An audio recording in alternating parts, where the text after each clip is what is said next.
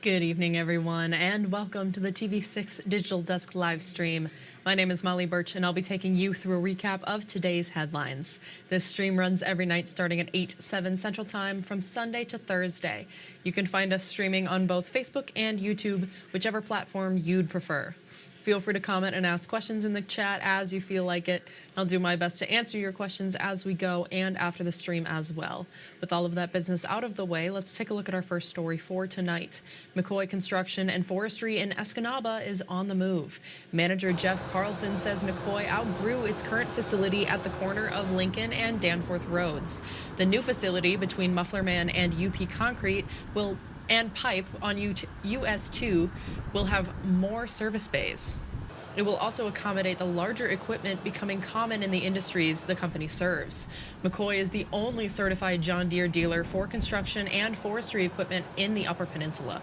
We have a need for more wash bays, more technicians to satisfy our customers' demands to get the equipment up and running so they can go back to work. McCoy has a second location that sells construction and forestry equipment parts only in Gwin. The company plans to open its new location in late fall or early spring.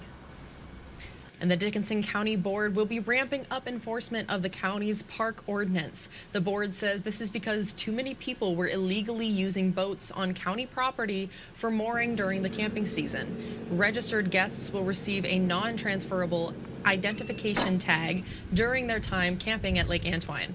No other watercraft will be allowed to moor on county property at Lake Antoine. And a dozen young adults have been trained to help address climate change in the UP. The Great Lakes Climate Corps has began its training for the summer and upcoming fall season. TV6's Cameron Chin explains what crews will be doing to protect the UP's climate.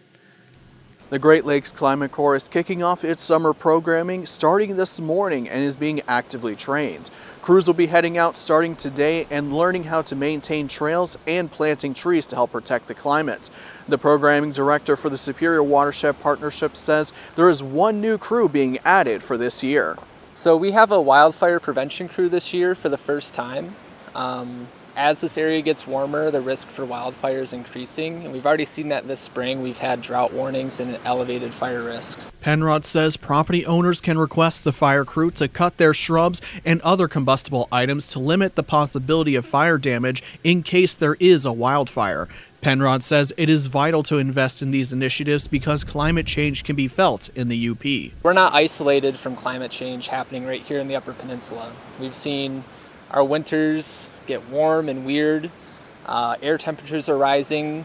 Lake Superior is one of the fastest warming lakes in the world. So we've seen a lot of changes over the past few decades, and we're expecting more to come. One crew leader of the Climate Corps says it is encouraging to be a part of a team that helps the community. I feel like an honor and a privilege to do something like this. I've been up here since August of 2020. I went to school at NMU, so to be able to give back to the community is huge.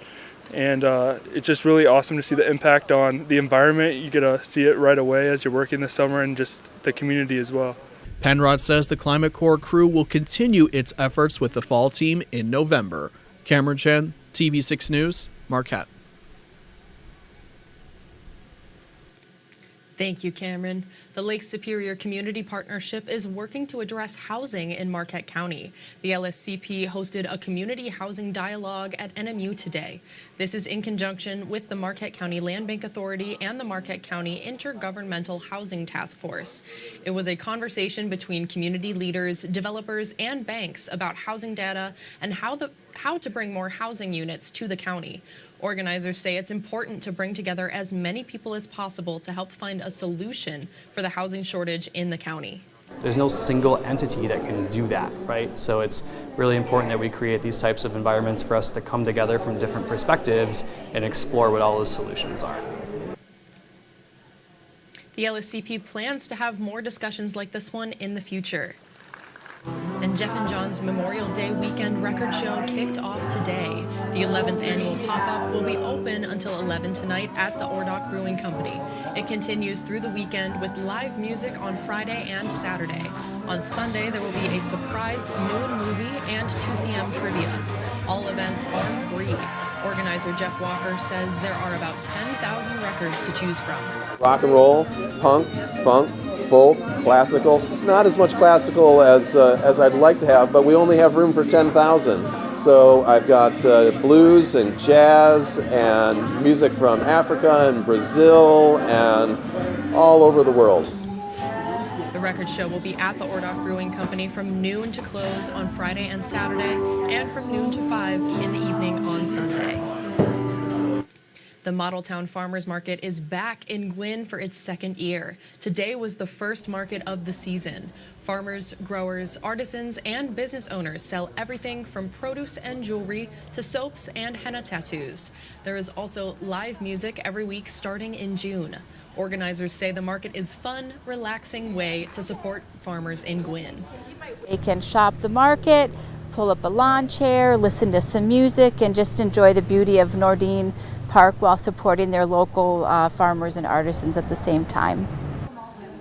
Gwin's Model Town Market will be every Thursday from 3 in the afternoon until 7 in the evening at Peter Nordine Park until September 19th.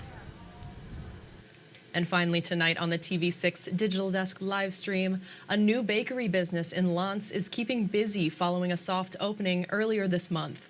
The Silver River Bakery is located just off US 41 outside of Lance, Marquette bound. Pasties, nisu bread, ice cream, and cinnamon rolls are just some of its offerings. According to the business's co-owners, this all started while being cooped up inside during the pandemic. Baker Bonnie Patana started baking at home, brought baked goods to neighbors, and word got around. People started ordering food from me. It just took off, and now I don't have much room at home to do it. That's why we decided to buy a building. The bakery is open Thursday through Sunday from 8 in the morning until 5 in the afternoon. You can also pre-order items by calling the bakery or through its Facebook page. You can find a link to that at uppermichigansource.com or the TV6 and Fox UP mobile news app. And that's all the stories we have for you tonight. Be sure to tune in right back here on Facebook at 8:45 tomorrow morning. TV6's Mandy Koskela and Michael Sobek will recap top stories from the morning on their show, Beyond Your Morning News. If you have a story idea you think we should report on, feel free to contact us at any time. These are a few easy ways to get a hold of both myself and others in the newsroom. And again, you can contact us at any time. We would love to hear from you and what's happening in your community. Thank you all again for joining me live at the TV6 Digital Desk. Have a great rest of your night and a great weekend. I'll see you again on Sunday.